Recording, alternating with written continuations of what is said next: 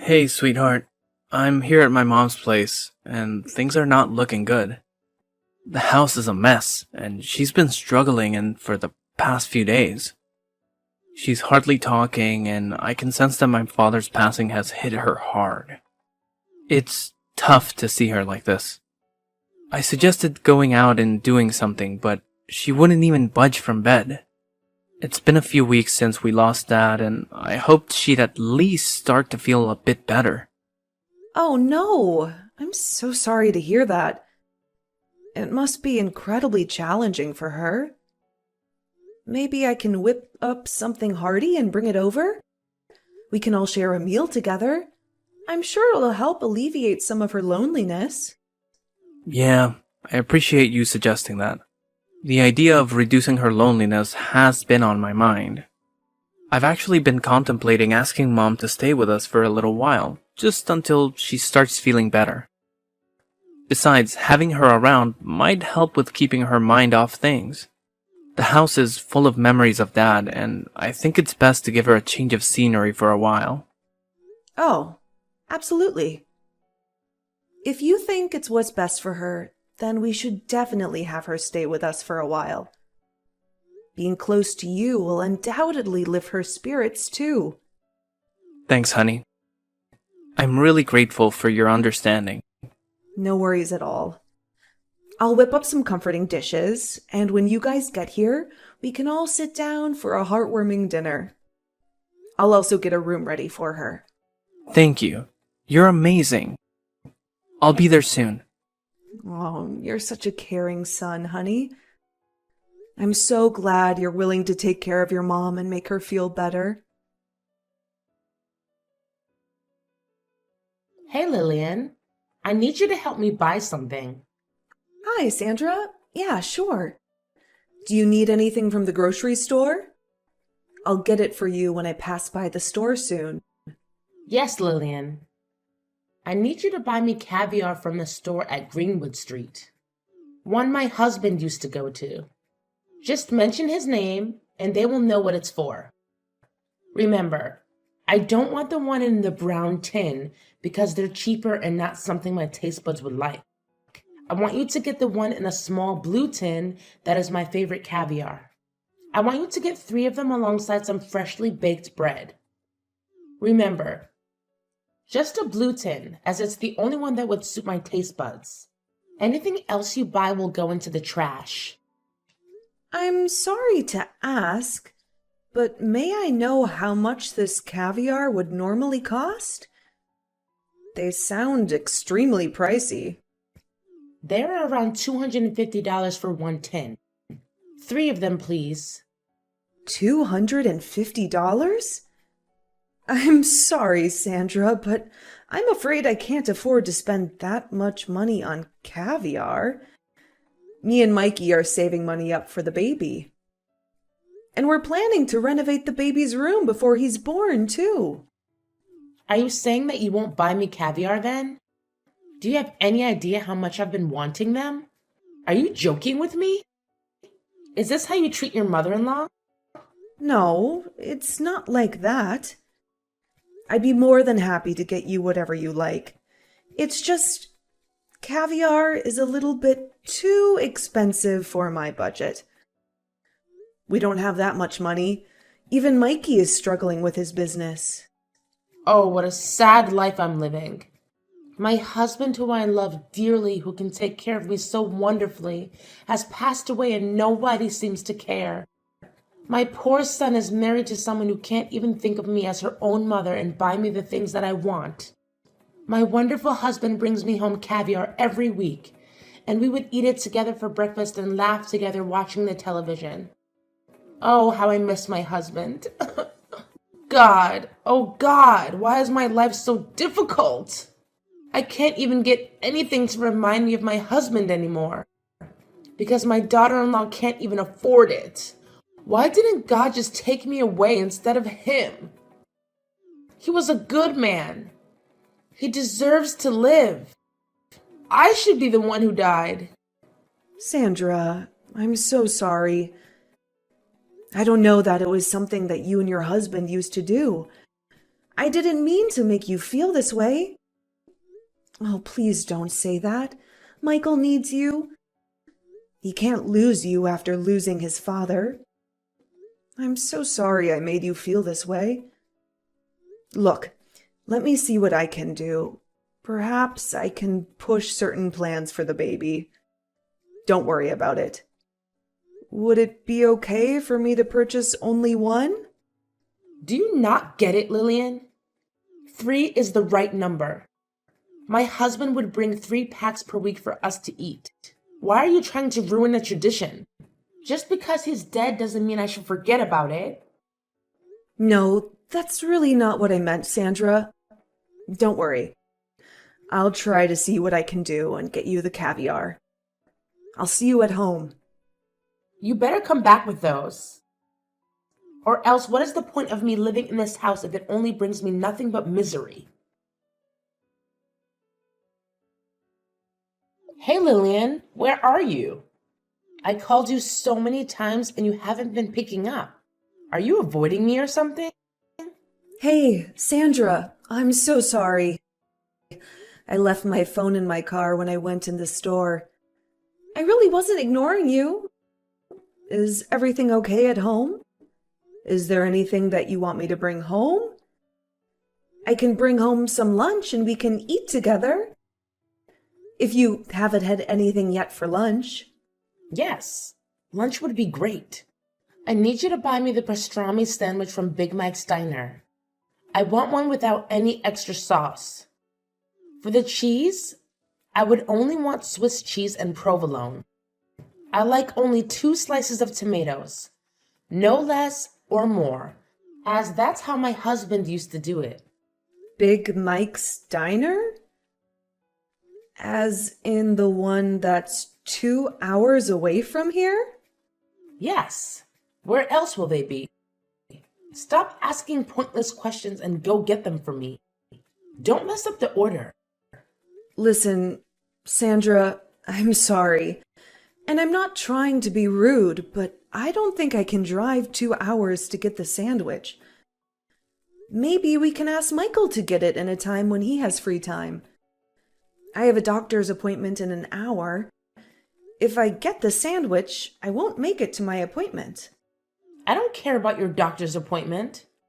You can do that anytime. Can't you reschedule? I really want the sandwich and I don't want to wait for another day just to eat them. I'm sorry, but I really can't. I can't just simply cancel my doctor's appointment. I need to check on the health of the baby, your grandson. Plus, I don't think it would be healthy for me to be driving that long when I'm 7 months pregnant. Excuses after excuses. Don't be such a baby. When I was pregnant with Michael, I did all sorts of things and I am doing fine, and so is he. I know this is just one of those excuses you make so that you can make me more miserable than I already am. Why is it so hard for me to get the sandwich that my husband used to get for me? It's one of the memories left of him that can help me go through the day when things get hard. My husband would never make excuses like you. My poor son, Michael. I wonder how he survives living with you all these years. God, why won't he just take me away? I want to be dead with my husband. I don't want to live here with this horrible woman. Sandra, please don't say that. That is not true at all. I have nothing against you, and I would never want to make you miserable. Please don't wish death upon yourself. Look, maybe I can go tomorrow. I'll be freer then. No! I already told you. I want it today. I've been thinking about it non-stop today. Are you trying to torture me by making me wait another day? My husband would never make me wait for things I really want. Oh God, why can't you just take me away too? Fine, Sandra. I'll cancel my doctor's appointment and I'll drive to the restaurant to get you the sandwich. Please stop wishing that you'll die. Michael would be so heartbroken to hear that. Be quick. Don't waste my time. Hey, Sandra? Were you at home all day yesterday? Yes? What is it now? Are you accusing me of stealing things in your house? What? No, that's not what I'm trying to say. I just want to ask you regarding the baby's room. You've seen it before. When you first came, we painted it blue because the baby's a boy, and we thought it would suit him. We even put up a lot of different toys that we thought the baby might like. You know where I'm going with this, don't you, Sandra? The color is hideous. I don't feel good looking at it. And I believe the baby would feel the same way as me. What do you mean? The blue color of the room that you painted? It's hideous. It really doesn't suit the baby. It's better off with the current color. I love it more this time. So it was you who changed the color of the room without our permission. I'm sorry that I have to say this, but that is very disrespectful. That's my baby, and I deserve to know anything before you make changes to anything. Plus, this is my house. Just because we let you stay here doesn't mean you can make all the decisions that you like behind my back. Oh, I didn't know. I have to be asking permission to make changes in the house that my son lives in? What a disrespectful thing to say to me without me raising my son to be like the man he is. He wouldn't be here to be the good man for you. You should be more grateful that I even agreed to stay here. I don't understand what you're trying to say. I've been kind enough to let you stay here while you've been dealing with this death. And you're ruining it. How exactly am I ruining your healing for you? My husband hates the color blue. It reminded him of the big blue house he grew up in. It was an abusive household. We ensure to always eliminate the color blue from our house. I don't understand. Why can't you do the same? Look, I'm really sorry about what he went through, and I understand how it could be hard for him. But I still don't think it's right for you to apply the same rules to my house. It's not fair to me. Fairness? Is that all you care about? You think the world is fair when my husband is taken from me? No, that is not what I'm trying to say. That's enough. No need to speak to me. This conversation is making things harder for me, and I don't want to deal with it. Michael, we really need to have a serious conversation about your mom. I've already had an earful from her. Is it true that you told her she needs to ask for permission for everything? That seems pretty harsh, especially given what she's going through right now. Look, I completely empathize with what she's dealing with.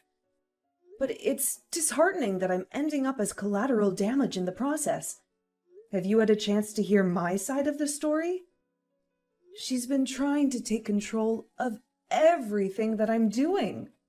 You're making this much more complicated than it has to be.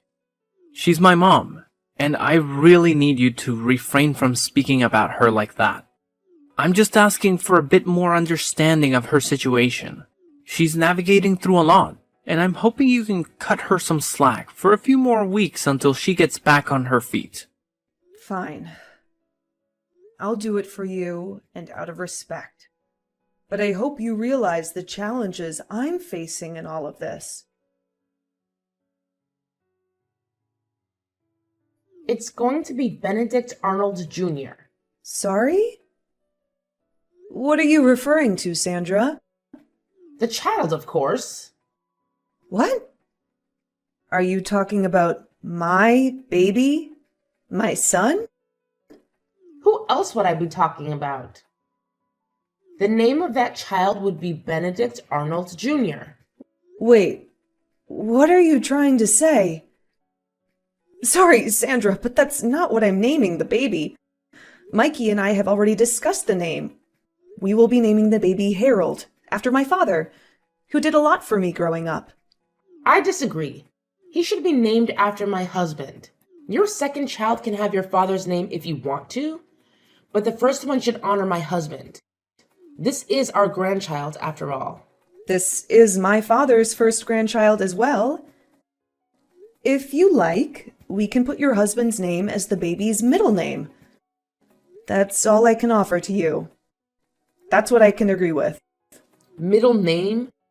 Is that all my husband is worth to you? All he ever wanted when he was alive was to have grandchildren. But you took too long to get pregnant. Now that he's gone, I want to at least have the child named after him. Is that so hard? At least your father is still alive. Isn't that enough for you?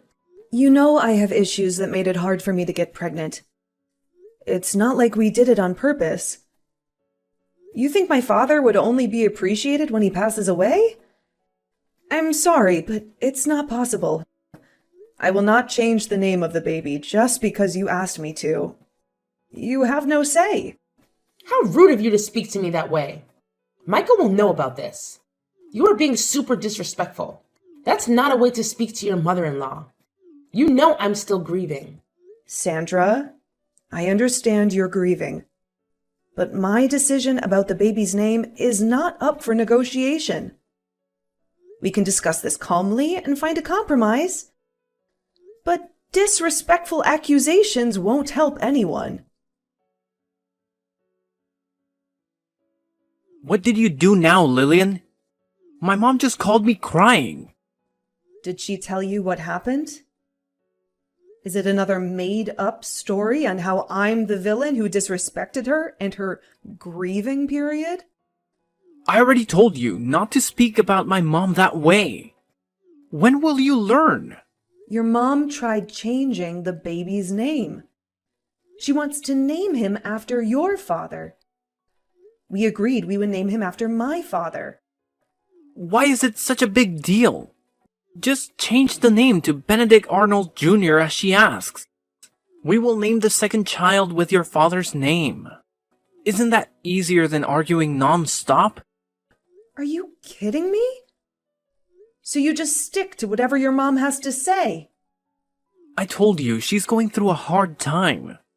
She's trying to hold on to as many pieces of memories as she can of my father as much as possible. You won't understand. Why?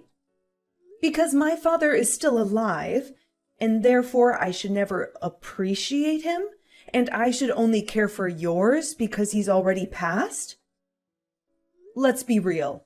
You never really cared about your father anyway when he was alive. Are you expecting me to do the same?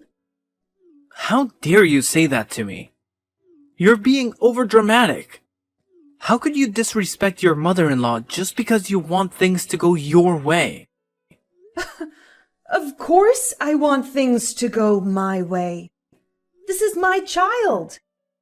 I'm done talking to you. Unless you calm down and come to your senses, then don't speak to me. Gladly. I will be in the labor room with you since that is my grandchild.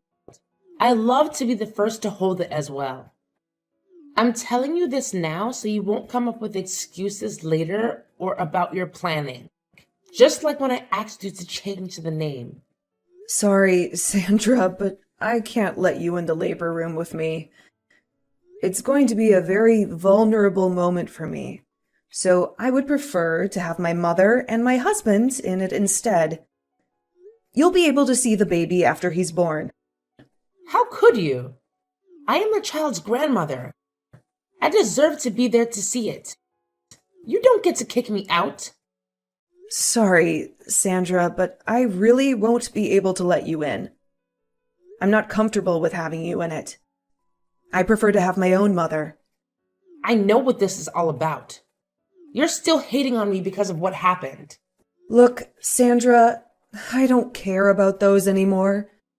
I forgive you for changing the baby's room, for making me do things that are too hard for pregnant women, and for trying to change the name of the baby. I want to give birth without all this negativity. Oh no, it's not that. You're mad at me because your husband loves me more than he loves you. What? I never thought about it that way. Of course you did. You've always been the jealous kind. You are always so visibly upset that he would choose me over you. He loves me more than anything. He's your son. It doesn't matter how much he loves you. His life will always be with me. What are you trying to say? No! He's always going to be mine. You stole him from me. And now you're stealing my grandson from me. I will never let you do that. You're out of your mind. I hope he divorces you. You're a selfish bitch. What the heck is wrong with you? You made my mom cry again. What did I even do wrong? Your mother is obsessed with you and our baby. What the heck does that even mean? You're losing your mind, Lillian. I'm carrying our child, and I've been so stressed since your mom came to live with us, and the hell that she put me through. You never cared. You always sided with her, even though it's obvious that she was wrong. How dare you? She's going through a lot. Enough with that bullshit. None of you guys cared that much about your father when he was alive. I was the only one who visited him. Your mother hated him. Why are you pretending like you don't know that? Don't you dare speak about my parents that way. They were in love. They were perfect together. You are out of your mind. How dare you? You don't belong in this house. No one should disrespect my parents that way. That's it. I'm done with you. We're getting a divorce. I will gladly leave this house if it means I don't have to deal with you or your mom anymore. What are you even doing? Moving all your things into my house and locking me out? You don't deserve to even step your dirty feet in here. Come back and take all your things with you. Sorry, you mean my house? Can you please stop trying to open the door? Or else I'm going to have to call the police on you. Please leave. Are you out of your freaking mind? This is the house that my husband and I have been living in forever. It's my house now that he's dead. Get out and let me in. How do you even have the key? You thief. Oh, you must have not heard. Heard what? Get out. Your husband wrote to me on his will that once he passed, this house would be passed down to me. You don't get a cent of his money. You can stop pretending now, Sandra. You never cared for him. You were abusive to him. You even brainwashed Michael to hate him. Initially, I thought it was guilt that changed you, but I figured it out. It was all an act. You don't care that he died. You only care about his money. What? That's impossible. Why would he give it to you and not me? That's ridiculous. Is it, though? I took care of him like he was my own father. I cared for him more than you and Michael did. Oh, that poor guy. He died knowing that you are all going to be chasing his money. If you have any issues with the will, please contact his lawyer. They will explain everything to you. But for now, please leave me alone and leave my property. Or else I'll call the police on you. Wait. No. Lillian, listen. It wasn't an act. I do care for him. I care for you too. You're the best daughter-in-law. I'm sorry for everything. I knew you would say this. Enough! And leave my property. The police are on their way. Honey, I'm really sorry. How did I ever miss this? You are just like your mother. Even your apology disgusts me. It's all about money, isn't it?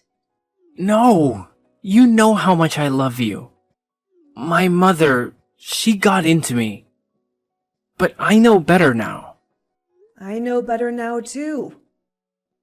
I know not to trust someone like you and your mother. Leave. A few weeks after that, the divorce between Lillian and Michael is finalized. Lillian was able to get full custody of her baby, and she was also able to live comfortably, thanks to inheritance that her father-in-law passed down to her. On the other hand, Sandra was still in disbelief that her husband didn't pass anything to her because of his will. She even tried breaking into the house a few times, but was caught by police. As for Michael, he has been struggling a lot after the divorce, as he realized how true the things that Lillian has always said about his mother are. But yet, he is still stuck with her, as she has nowhere to live. Both grew to hate each other and blame each other for the misfortune.